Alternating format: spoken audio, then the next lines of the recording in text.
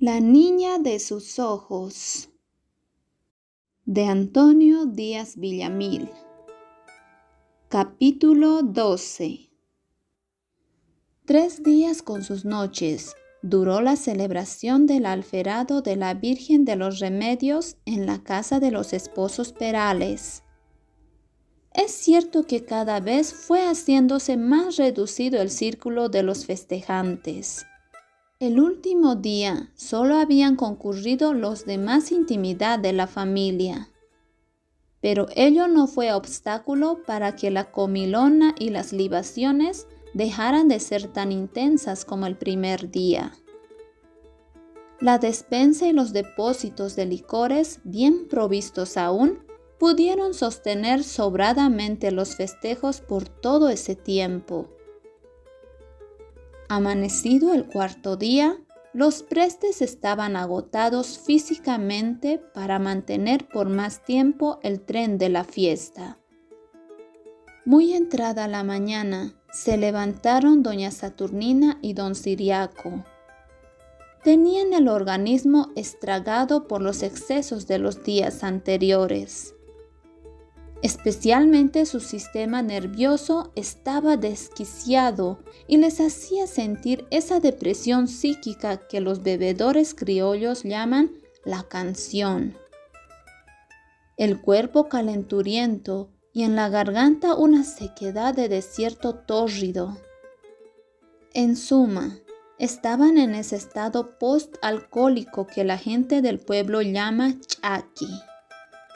Y como es de costumbre entre esas gentes y aún entre las otras, curarse el chaki, así se solvieron a hacerlo los Perales. Comenzaron por mandar a llamar a 2 o 3 de los más amigos. Reunidos así en un pequeño círculo, prepararon los calentados de pisco y las juntuchas para curar el cuerpo. Se sacaron colchones, y tendidos al sol en el patio de la casa y recostados en ellos con sus amigos, pasaron su día. En medio de su laxitud y con el espíritu embotado, los del grupo, mientras comían y bebían, fueron rememorando lánguidamente los incidentes de la fiesta. De pronto, en medio del anublamiento mental del espíritu de don Ciriaco, se alzó su afán paternal por tantos días relegado. El obrero se acordó de su hija y preguntó a su consorte: «Satuca, ¿y qué es de nuestra Domi?» «Está pues arriba», le contestó la esposa. «¿Y no le diríamos que baje para que esté con nosotros, ahora que estamos casi en familia?» «No, Ciriaco, eso sí que yo no le digo». «¿Por qué? ¿Acaso no es mejor que salga en lugar de que esté encerrada como una monja en su cuarto?» «No, tatay, ya sabemos que no le gusta estar con nosotros. ¿Para qué vamos a exigirle una cosa que no quiere?» Quedó Ciriaco silencioso y meditabundo. A poco manifestó con igual amargura que su mujer: «Tienes razón, Satuca. Esa chica ya es de otra laya». Vencido por su dolorosa reflexión, se tendió al sol, junto a sus amigos. Pero ya no pudo permanecer tranquilo. La inquietud por su hija iba en aumento, hasta que, despreciando un nuevo vaso de cerveza que le ofrecía uno de los contertulios, se incorporó para decir a Saturnina: «Chuy, Satuca, yo creo que aunque no baje la chica con nosotros, debemos subir a verla, siquiera un ratito». «Es mejor dejarla tranquila, Ciriaco. Así me ha rogado ayer. Dice que por favor no la molesten, que no quiere ver a nadie». «Pero si necesita algo». «Los sirvientes suben a cada rato, si no quiere recibir ni la comida». «Entonces a lo mejor está enferma». Yo también he creído eso, pero ella me ha dicho que no tiene nada. Calló el obrero, pero no tardó en volver a insistir.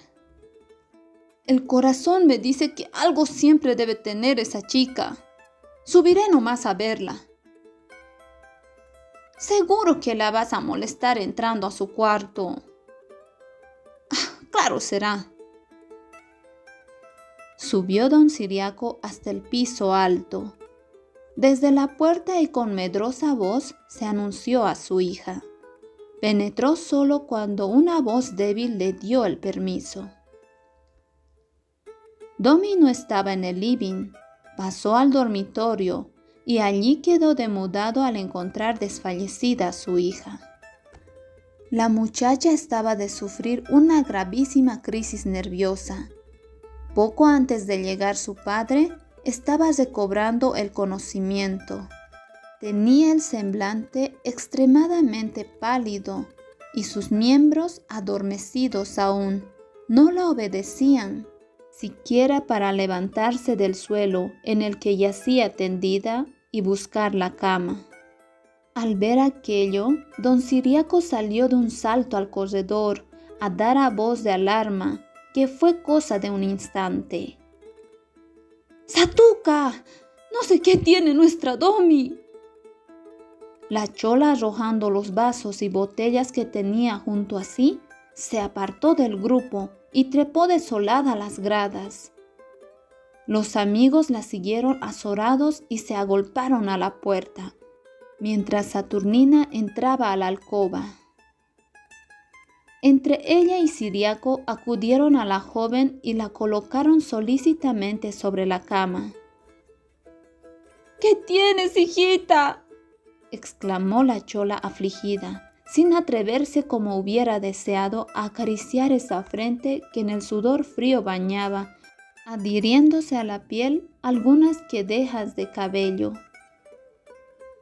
Hubiera querido, obedeciendo a su impulso maternal, pasar la mano por la cara de la enferma, tentar en el suave cuello la temperatura, desabrochar las ropas que oprimían el busto para escuchar el latir del corazón, pero se contuvo. Le pareció que hacer eso hubiera sido como profanar ese cuerpo idolatrado. Se contentó con quedarse al borde del lecho, inclinada y anhelante. ¿Pero qué tienes, pues, niñita?, volvió a exclamar con ternura al escuchar los quejidos de la hija.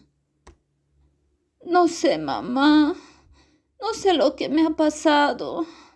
Solo me acuerdo que, estando de pie, me ha venido un terrible mareo y luego una angustia como si estuviera muriéndome. ¡Ay, Palomita! ¿Cómo pues te murieras? No debe ser nada grave. No tiene que ser, manifestó la chola con angustia. Tenemos que curarte. A ver, hay que llamar al doctor. Don Ciriaco, que hasta ese momento, aturdido por el acontecimiento, no había atinado a pensar en algo oportuno y práctico, se asió rápidamente a la iniciativa de su consorte y apenas oyó decir que había de llamar al médico, salió corriendo a buscarlo. Los mejores médicos de la ciudad fueron llamados para atender a la hija de doña Saturnina, pero ninguno acertó a curar o quisiera detener la extraña dolencia que iba destruyendo la salud y la juvenil belleza de la pobre muchacha. Pasaban los meses sin la mejor esperanza de mejoría, a pesar de los diversos y porfiados tratamientos a que cada uno de los galenos sucesivamente llamados sometió a la enferma. Don Ciriaco había abandonado casi definitivamente su taller y se pasaba los días y las noches como el más fiel enfermero, sin salir de las habitaciones de su hija, atento para cumplir la menor orden o auxiliar en cualquier necesidad a la adorada enferma.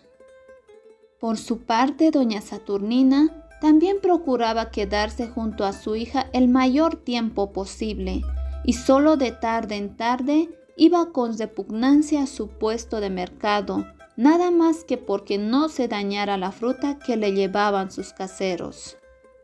En cuanto llegaba al mercado, después de cada ausencia prolongada, sus vecinas, al darle el saludo, le preguntaban por el estado de su hija. Así era cuando la afligida madre narraba patéticamente los 1000 pormenores y trances de la enfermedad. Entre suspiros e invocaciones a la Virgen y a los santos, como si solamente de esa manera pudiera desahogarse, contaba sus cuitas y lamentaba los cada vez más graves síntomas del mal que avanzaba sin remedio. «¡Ay, doña Satuca!», le dijo un día una de sus vecinas. «¿No será cosa de embrujamiento lo que tiene su hija? Porque si no se cura con tanto médico y remedio como dice usted, ¿quién sabe si sería bueno hacer preguntar en la coca? ¿Pero quién se hubiera atrevido a hacerle ese mal a mi hija?», respondió con el temblor de una nueva angustia la frutera. «¿De dónde sabemos, doña Satuca? Hay gente tan perversa y tan envidiosa en este mundo. ¿Sería posible? Bien puede ser de envidia por lo que es tan bonita. Alguna malvada puede haberla hecho embrujar». «¿Quién sabe, no?», contestó tristemente reflexiva la chola, temiendo con horror que ese fuera realmente el maleficio de que hubiera sido víctima su adorada niña. «Nada pierde usted en hacerla ver con alguien que sepa de esas cosas». «Tiene usted razón. Nada se pierde con eso». Pocos momentos después de tal conversación, doña Saturnina recogió sus cestas de fruta y salió del mercado a buscar algún indígena iniciado en artes de brujería. En esa misma tarde llegó Saturnina a su casa acompañada del brujo para que hiciera sus sortilegios. Al saberlo, don Ciriaco se opuso rotundamente y trató de evitar enérgicamente que el viejo y mugriento indígena penetrara siquiera al departamento de Domi. «No, Saturnina, haciendo entrar a ese indio sucio le vas a dar un colerón a la chica, tras de que está para poco». «Pero Ciriaco, es que me han dicho que puede ser cosa de brujería lo que tiene nuestra hija». «¿A qué fuera eso? Si quieres hacer algo, que no lo sepa ella». Así tuvo que hacerse. El brujo se instaló en una habitación de la planta baja, pidió unos tragos de licor, masticó un puñado de coca y encendió un cigarrillo, mientras escuchaba la relación que la chola le hacía del estado de la joven paciente. «Mamay», le dijo al indígena, «vamos a preguntar qué es lo que tiene tu hija. Para eso necesito la camisa que se está poniendo la enferma». Subió Saturnina a la habitación de Domi y con pretexto de que era conveniente cambiarla la ropa y rogándole con toda la ternura de que era capaz, consiguió salir de la alcoba llevándose bien escondida debajo de su manta la prenda pedida por el brujo. Este la extendió sobre el suelo, tocó luego un puñado de hojas de coca, haciendo ciertos signos cabalísticos y musitando frases de un extraño ritual. Lanzó las hojas al espacio, las que cayeron esparcidas sobre la seda aún tibia de la camisa. Ante la ansiosa mirada de doña Saturnina, el viejo se puso en cuclillas y comenzó a mirar y examinar concienzudamente las formas de dispersión de las hojas de coca. Luego, extendiendo su mano sarmentosa y señalando un sitio de la prenda en que las hojas habían dejado un claro muy visible, el brujo con voz solemne expresó: «Mamá, mira, este es el lugar del corazón. Como ves, está vacío.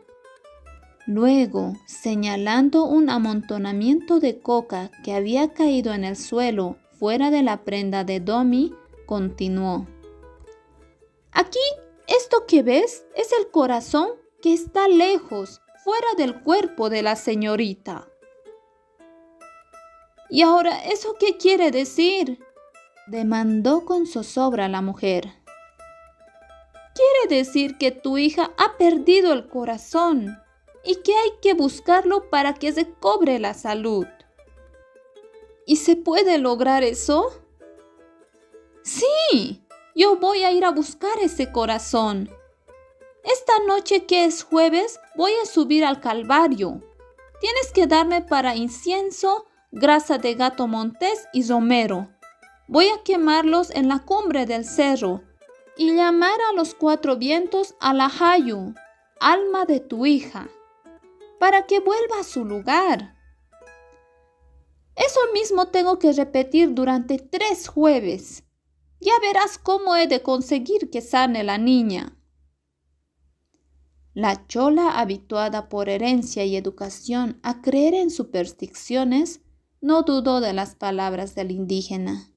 Depositó ciegamente su confianza en cuanto el brujo taimado la aseguró y, colmándole de obsequios y de dinero, le despidió, encareciéndole una y otra vez que hiciera cuanto debiera para lograr el objetivo. Finalmente, le prometió una buena recompensa para el día en que su hija, conforme a lo prometido, recobrara la salud. Empero, pasaron muchos jueves y las esperanzas de la afligida madre quedaron defraudados por el brujo, el cual, habiendo averiguado sin duda por intermedio de la servidumbre que la enferma no había demostrado la más leve mejoría, no volvió a aparecer por la casa. Siguió pasando el tiempo. La fatal morriña continuaba su curso inexorablemente. Domi apenas se levantaba del lecho unas pocas horas al día para volver a él cada vez más melancólica y extenuada. Don Ciriaco se había dado a la bebida, según él, para ahogar su pena. Doña Saturnina repartía su tiempo entre sus obligaciones del puesto de fruta, la atención a la hija y constantes visitas a las iglesias a encargar misas y novenas para la salud de la enferma.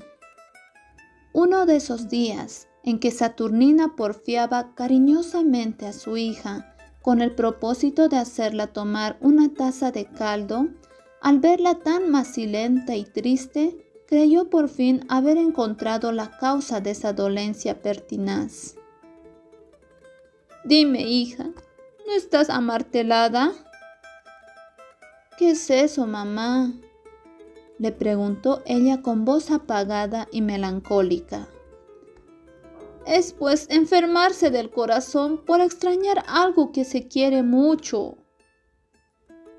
«No sabría decirte, mamá», respondió la muchacha con desaliento. Y sin embargo ella lo sabía bien, demasiado bien, que su madre había acertado. Su mal provenía de eso. Era una martelada de su antiguo mundo. Era una profunda y absoluta inconforme con su ambiente de ahora. Cuanto más luminosos habían sido los mirajes a que se acostumbrara desde el colegio, contemplando la vida, la amistad, el amor, más tenebrosas eran las sombras que ahora la rodeaban. Cuanto más exquisita se formó su alma en el invernadero de su añorado colegio, más brutal fue el empellón que este otro mundo grosero le había propinado en el alma.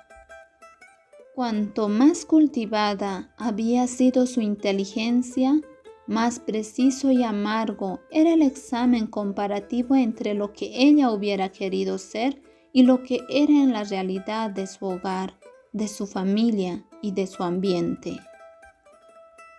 Ese era su amartelo, esa era su tragedia espiritual, que no podía tener otro desenlace que la muerte. ¿Qué iba a hacer en medio de su inadaptación? ¿Qué remedio podría tener su paradójico destino? No lo avisoraba. Le restaba únicamente dejar que su alma, que por fortuna tal vez ya había pasado del alma al cuerpo, siguiera su inminente proceso. El cotidiano espectáculo de la asiduidad de sus padres, que la curaban y la mimaban a porfía, en lugar de hacerle provecho, le causaban un efecto contrario. Doña Saturnina y don Ciriaco, simplemente con sus figuras plebeyas, comenzaron ya por desentonar en el artificio ambiente del departamento de Domi. Luego sus exclamaciones groseras, sus comentarios de estúpida ignorancia, sus afanes y actitudes grotescas y hasta la ridícula forma de manifestar su cariño eran motivos constantes para que ella sintiera desazón y desagrado. Y lo peor de todo era que no podía remediarlo. Quería acudir de su parte a su razón para convencerse de que estos burdos pero cariñosos cholos eran sus progenitores y que todas esas ternezas en bruto y esas ingenuas solicitudes ella debía pagar con gratitud, sino con rendido y filial amor.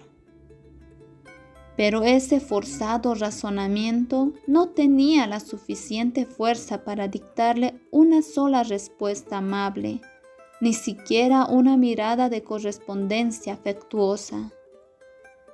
Y en la pugna entre su razón y sus sentimientos, aparecía de pronto el recuerdo imborrable de la fiesta pasada, cuando su padre, hecho un vulgar beodo, gritaba y vociferaba con sus compañeros, y su madre, embriagada y repulsiva, la había llevado al salón para obligarla a soportar las torpezas, las incontinencias y las humillaciones de ese medio social tan repugnante que le seguía causando pesadillas. Así pues, lo único que Domi esperaba y hasta anhelaba era morir, pues solo la muerte la liberaría del penoso absurdo que le había tocado vivir. Comprobado el fracaso de las medicinas caseras, de los sortilegios y de cuanto conocimiento y recurso doméstico se utilizó para curar a la muchacha, el inquebrantable amor de los padres decidió acudir nuevamente a los médicos. Cierto día doña Saturnina, en una de sus fugaces estadías en su puesto de mercado, oyó a dos señoras que estaban comprándole fruta comentar el acierto de un joven médico recién llegado, al que la hija de una de las dichas señoras, según entendió la chola, le debía una estupenda curación de un caso desahuciado. Inmediatamente la frutera pidió el nombre y dirección del médico aludido, y en cuanto despachó a sus clientes, se fue a buscarlo. Esa misma tarde, un automóvil se detenía ante la puerta de la casa de los padres de Domi. Era el nuevo médico que llegó. Aunque parecía demasiado joven y apuesto para que al criterio de Saturnina fuera tan acertado como se lo habían asegurado, tenía una figura simpática y una manera de conducirse y de vestir que denotaba al instante que había vivido y educádose en un gran centro extranjero.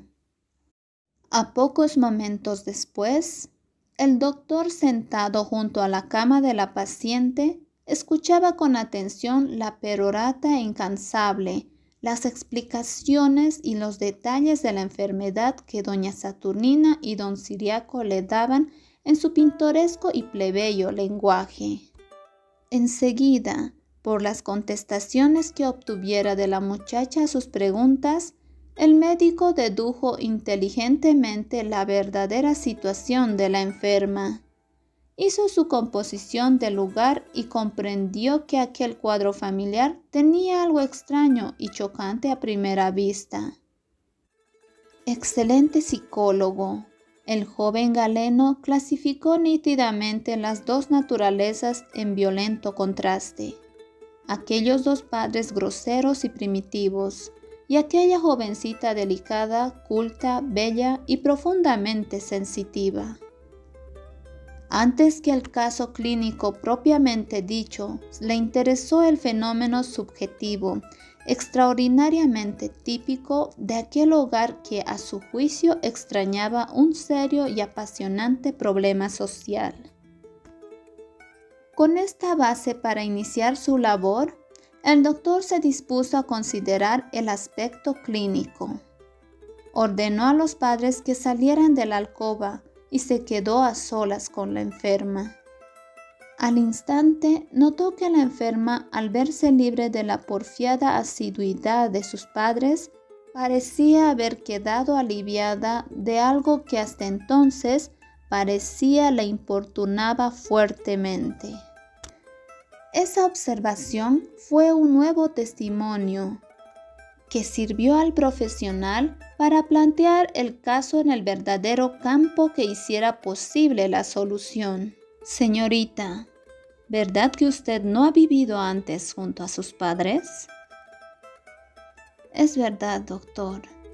Se puede decir que acabo de volver al lado de ellos. ¿Dónde ha estado usted antes? En el colegio, doctor. He estado durante 12 años interna en el Colegio de la Inmaculada. Con una exquisita amabilidad y un tacto cuidadoso, el joven doctor fue indagando todo el pasado de la muchacha. Sus preguntas, sus breves comentarios, su gesto noble, su franca mirada y su amable sonrisa fueron conquistando la confianza de su interlocutora. Después de 2 largas horas de conversación con aquel hombre extraordinariamente simpático y comprensivo, Domi se había reanimado de tal modo que se hallaba incorporada en el lecho, hablando y sonriendo como no lo hacía desde mucho tiempo atrás. Con gran penetración y tino, el doctor había conseguido pulsar y estimular el estado espiritual de Domi, actuando más como un confidente que como un médico, de tal manera que Domi llegó a perder la impresión de estar enferma y junto a un médico. Charlaba, se reanimaba y se reía como si por fin hubiera hallado una persona que la comprendiera y supiera tratarla de acuerdo a su más íntima naturaleza. Sin sospecharlo, se dio cuenta de que había llegado junto a sí una persona que desde el primer momento le inspiraba confianza y fe. Voy a estudiar con especial predilección su caso, señorita, dijo amablemente el doctor al disponerse a marchar. Yo creo que si usted me ayuda, vamos a vencer pronto esta dolencia. Mañana volveré a verla. Sí, doctor, le suplico que venga sin demora. Hoy recién he comenzado a tener la esperanza de que puedo sanar, le dijo la muchacha con sincera ansiedad. Cuando el joven Galeno llegó al patio de la casa, le salieron al encuentro los padres llenos de ansiedad. ¿Y cómo es, doctor?, le preguntó precipitadamente la chola. No es desesperante el caso. Espero que podemos hacer mucho por su hija. Ojalá usted acierte después de que tanto le hemos hecho curar sin resultado. Sí, yo les prometo que desde ahora me haré cargo de estudiar y tratar a la enferma en lo que creo que es su verdadera dolencia. ¿Ha dejado usted sus recetas?, preguntó don Ciriaco. Ahorita mismo he de coser a la botica para traerla. ¿De la botica?, contestó sonriendo significativamente el doctor. No, el remedio que esa enfermita necesita no está en ninguna botica. Entonces, doctor, ¿qué vamos a hacer?, preguntó desilusionado el obrero. ¿Acaso no va a tomar nada?, añadió Saturnina con desencanto. Nada. Este caso es muy especial. Pero entonces, doctor, ¿cómo pues la vamos a curar? Ya veremos.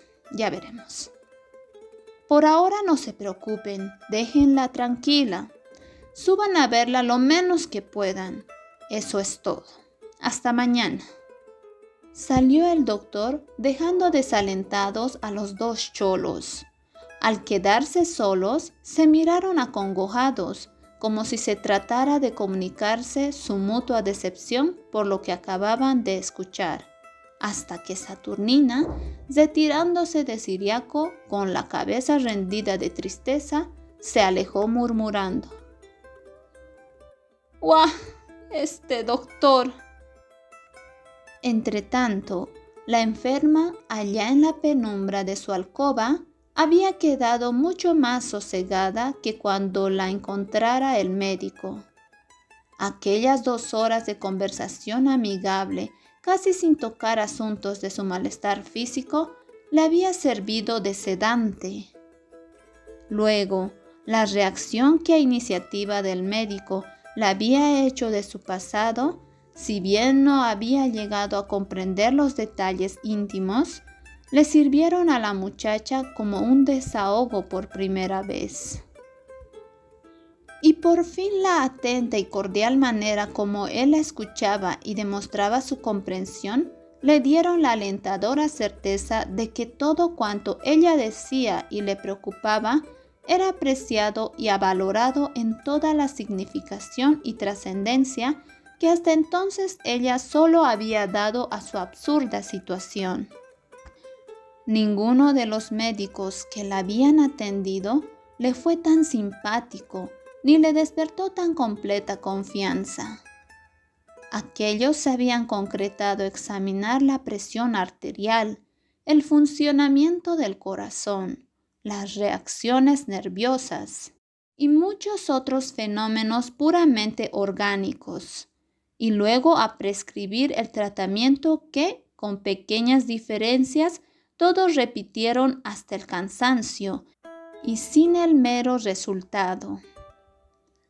Pero este otro le pareció completamente diferente por su persona, por su acogedora cortesía, su desdén por los procedimientos propiamente clínicos y sobre todo por la franca aproximación espiritual que hacia ella demostraba.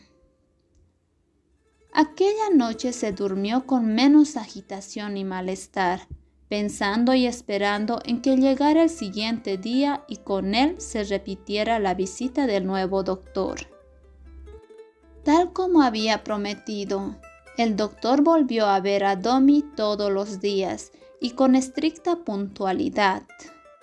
Día tras día se sucedían largas y confidenciales conversaciones sostenidas por el médico sin mezquinar el tiempo ni estar pendiente del reloj, como los anteriores doctores, urgidos por la obligación de sus visitas a los demás pacientes. La llana conducta y la generosa dedicación de su tiempo fueron dando a la presencia del galeno un carácter de visita casi familiar que despertó en la enferma una cordial simpatía.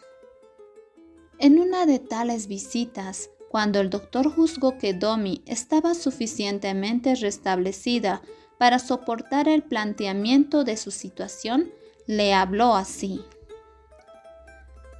«Dígame con toda sinceridad, como si fuera yo su confesor, ¿qué impresión le causa el ambiente de su hogar?»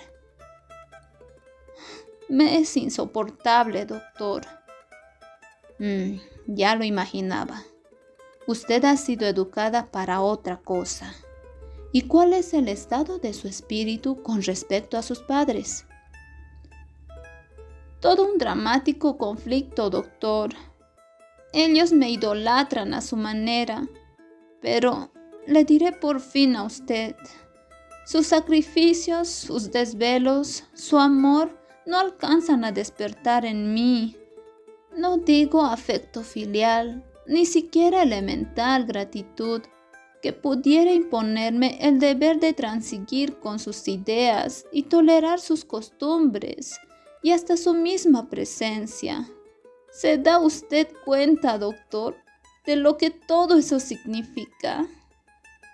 Me doy perfecta cuenta y comprendo su caso.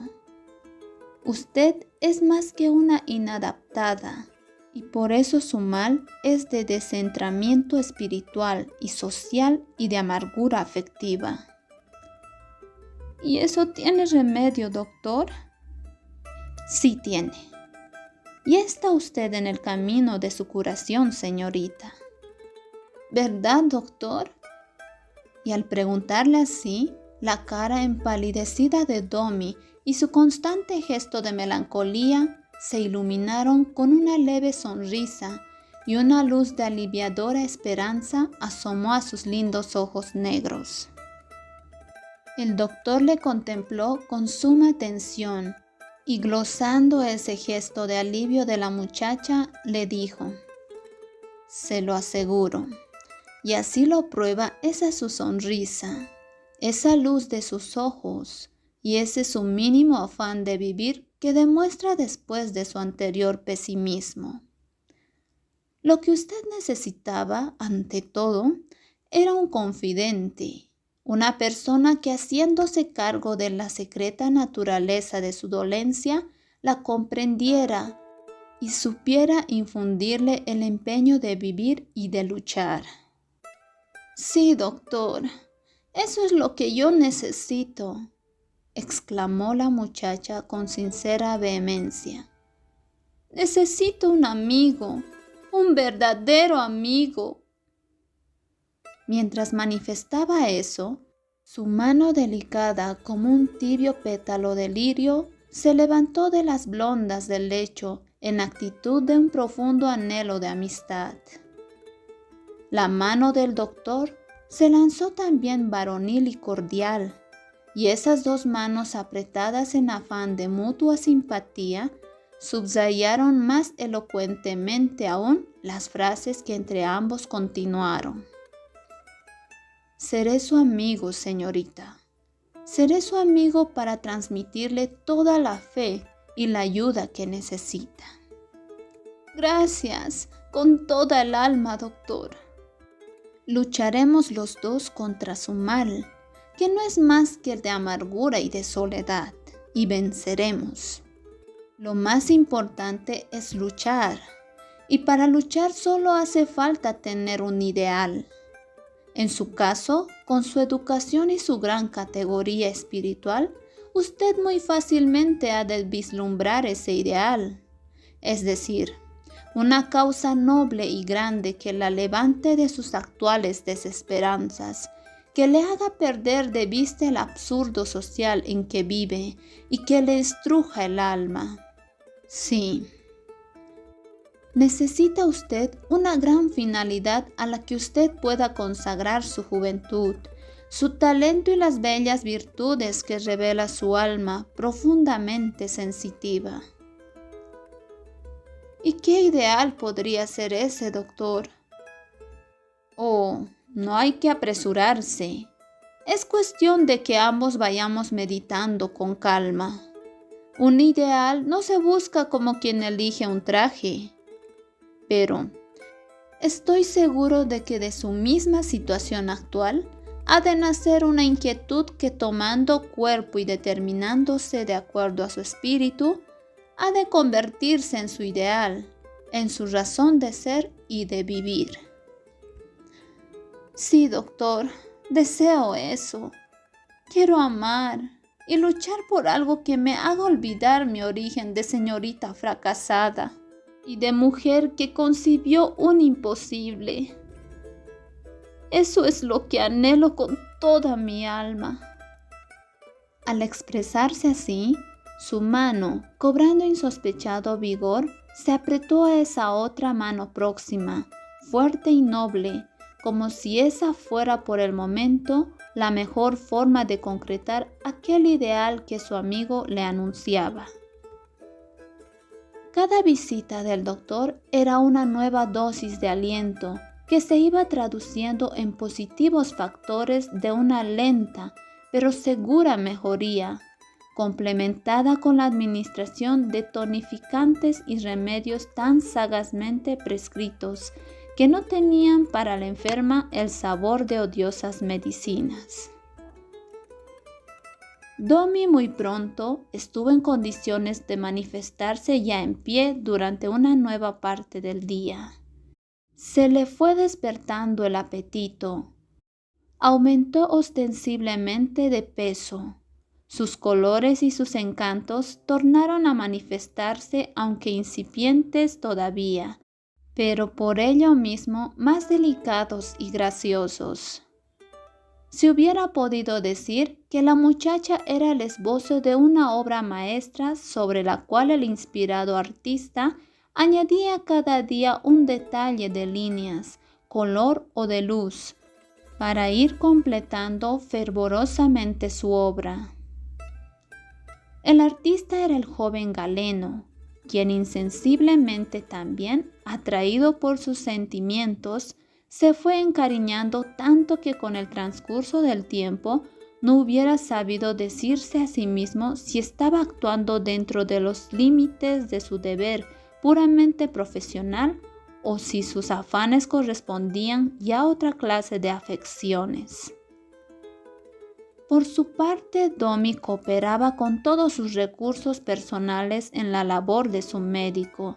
Se arreglaba con esmero, desempolvó su olvidado y bien surtido trousseau y extrajo de él las más graciosas prendas de ropa de casa. Procuraba complementar el buen efecto de sus vestidos, peinándose con esmero y dándose cuidadosos toques ante el espejo de su tocador.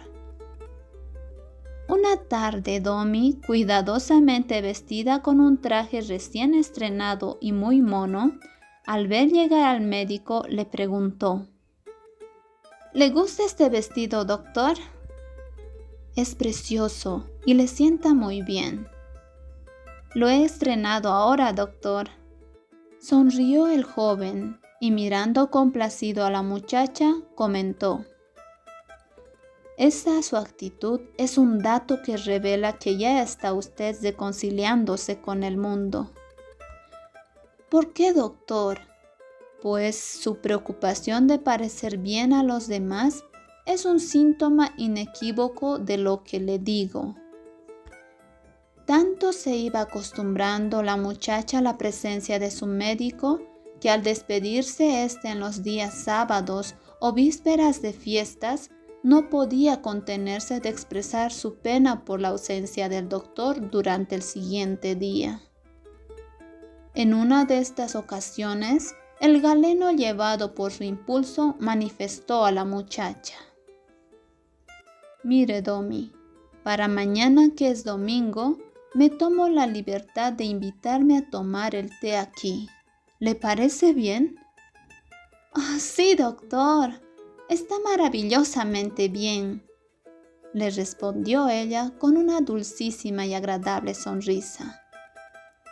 Y en la tarde de ese domingo, tal como lo había dicho, llegó el médico con el cordial y alegre talante de un camarada. Cómodamente instalados en el living, ante la mesa servida con el té, pasteles, dulces y licores, Domi lucía un precioso traje de tul vaporoso y un cuidadoso peinado de última moda. El doctor la contemplaba con ojos cautivados. Así pasaron una tarde deliciosa. Bueno, Domi, todo este tiempo hemos hablado de usted, de su vida, de su salud. Ahora quiero hablar de lo mío. Deseo pagarle su confesión con la mía. Me ha sido tan grato encontrar en usted tanta sensibilidad, inteligencia y gracia reunidas, que siento yo también el ansia de contarle mi vida, mis años pasados, mis labores presentes, en mis aspiraciones para el futuro. Créame, Domi, que nunca hasta ahora me he considerado tan próximo a nadie hasta el punto de atreverme a confiarle en mis intimidades. ¿Será posible al conocer también las suyas? Usted me está invitando a esta hermandad espiritual. Esto que digo le dará la medida de mi manera de ser. Soy ante todo un romántico, y las cosas del espíritu ocupan en mi vida mayor campo de las preocupaciones profesionales. Ante la complacida y profunda atención de la muchacha, el joven profesional ameno y locuaz le contó su historia, sincera y desnudamente, como si la narrara a su hermana o a su amada. Se llamaba Joaquín Arenal, era natural de la misma ciudad, hijo único de una conocida familia con antepasados próceres de los primeros tiempos de la República. Nació y vivió su primera infancia en la suntuosa casa solariega de sus progenitores. Allí la vida le había saludado con sus mejores dones. Su padre, cariñoso, hidalgo y honrado. Una madre noble, buena y bella. Unido a todo esto, una gran fortuna, producto de unas riquísimas minas de oro que poseyeron y habían explotado sus abuelos en una lejana y poco accesible provincia tropical. Este caudal les había permitido a los padres de Joaquín viajar a Europa y educar al hijo en los mejores colegios, y durante las vacaciones elegir cada año un lugar de veraneo, ya en la Costa Azul, en la orilla de los lagos suizos, en Ostende, en Venecia, en Constantinopla o en el Egipto. La terminación de sus estudios secundarios coincidió con una gravísima situación económica de su familia. Su padre, que hasta entonces era un perfecto hombre de bien, había comenzado a frecuentar los casinos y lugares de juego. Un día salió de Montecarlo sin un centavo y con toda su fortuna perdida. Apenas pudieron disponer de lo preciso para el pasaje de retorno a la tierra natal. Al volver solo les quedaba la casa solariega y algunas haciendas. Hubieran podido vivir holgadamente, adaptándose al sencillo marco de la vida bastante aldeana que por entonces se hacía en el país. Pero el padre, acostumbrado ya a los grandes centros europeos, no se resignaba a vegetar en el medrano ambiente nativo, y se dolía especialmente de no poder continuar la esmerada educación de su hijo hasta darle una brillante profesión.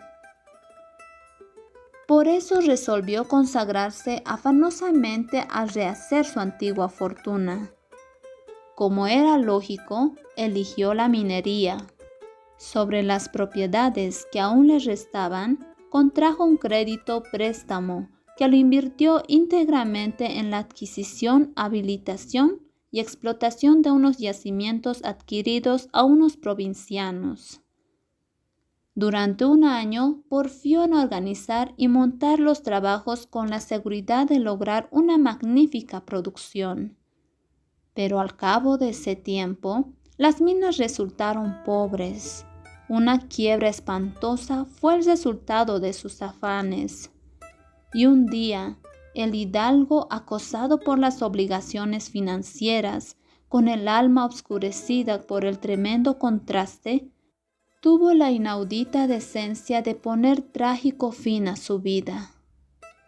Pero, como una cruel ironía, la mina, estéril hasta entonces, comenzó a dar algún rendimiento y permitió pagar todas las deudas contraídas por el señor Arenal. La esposa se apresuró a vender las minas para liberar de hipotecas la casa y las propiedades de familia.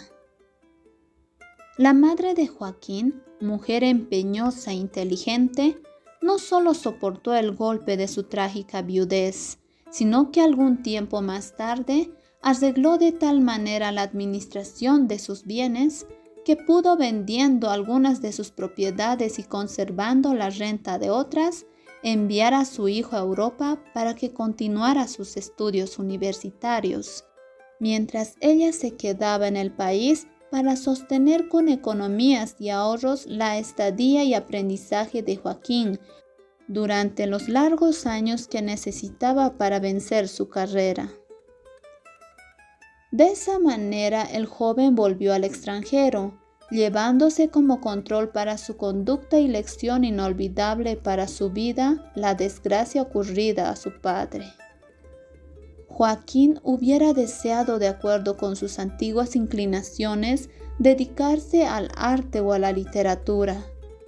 Su temperamento romántico y apasionado por las cosas y las causas bellas, estimulado por el aliciente superior de los museos de arte, el teatro, los conciertos y las exposiciones que había frecuentado desde niño en sus paseos por las principales capitales del viejo continente, le impulsaba a consagrarse al cultivo de uno o varias de estas artes puras.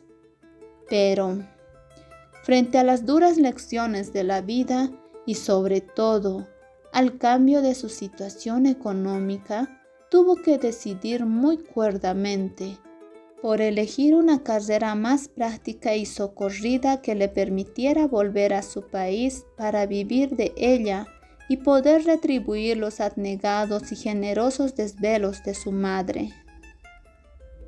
Como realización de tal propósito, había elegido la medicina, porque con ella pensaba aunar sus ensueños de tornar en filantropía para los seres dolientes las generosas disposiciones de su espíritu sensible e idealista.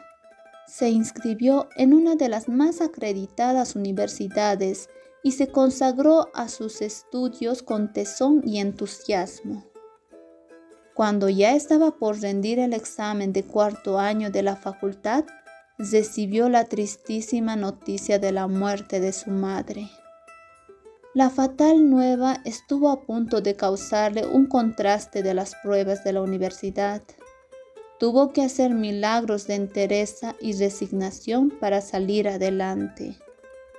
Pasado algún tiempo, ordenó a su tutor que vendiera todas sus propiedades y valores, con excepción de la casa solariega, por veneración a sus padres y antepasados. Con el producto de tales ventas, Joaquín ordenó cómodamente su vida, administró sus gastos provisoriamente hasta terminar sus estudios, quedándole aún una buena reserva para el futuro. Con su flamante título, un gran caudal de optimismo y vehementes propósitos de trabajar en su tierra, poniendo todo cuanto había aprendido al servicio de sus semejantes, había regresado para establecerse en la ciudad, habiéndose iniciado afortunadamente y conseguido rápidamente reputación.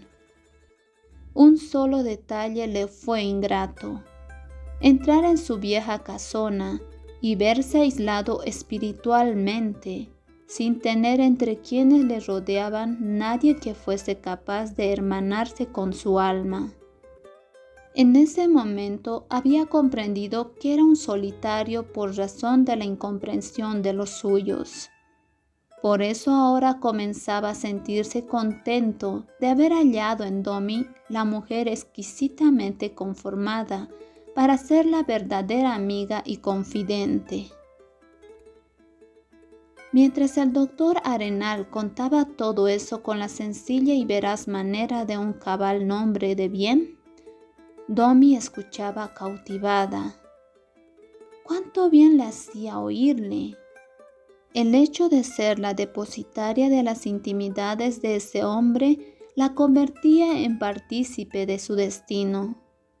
Esa consideración le infundió seguridad y fe en sí misma, haciéndole columbrar la posibilidad de encontrar un derrotero a través del desbarajuste de su vida. Pero Además, otro sentimiento sutil y en estado de larva brotaba de su alma. La espontánea prestancia de ese hombre joven, su educación esmerada, su correcta y sobria elegancia, la naturalidad de sus palabras y ademanes, y muy principalmente el fondo intensamente romántico de su espíritu disimulado debajo de la serenidad obtenida por la disciplina de una vida de lucha y de estudio, fueron creando en el concepto de la muchacha la idea de un acabado arquetipo. Con un interés nuevo, creado por esa sensación, Domi le preguntó: ¿No ha habido hasta ahora nadie en su vida a quien ha hecho usted estas confidencias? Guardó silencio el doctor. Fue un silencio embarazoso que por algunos instantes ensombreció la luz de su mirada franca. Algo como el nacimiento de un suspiro se frustró en el pecho del hombre. Al fin pudo decir con voz un tanto temblorosa: Bueno, en la vida no todo ha de ser éxito ni felicidad. Luego añadió como para sí mismo: no todo ha de tener luz. Hace falta la sombra para dar relieve y perspectiva a las cosas. A Domi le llamó la atención el brusco cambio en la actitud del interlocutor. Presintió un misterio que comunicaba mayor sugestión a aquel hombre que había comenzado a admirar. Bien, Domi, es preferible terminar en este punto mi larga confidencia. Es ya muy tarde, ya he hablado demasiado, perdone usted. Y se levantó para despedirse con un apresuramiento inusitado. Domi estrechó con su tibia mano la del doctor y se quedó mirando anhelosa la silueta que desaparecía en la penumbra del patio mal alumbrado de la casa.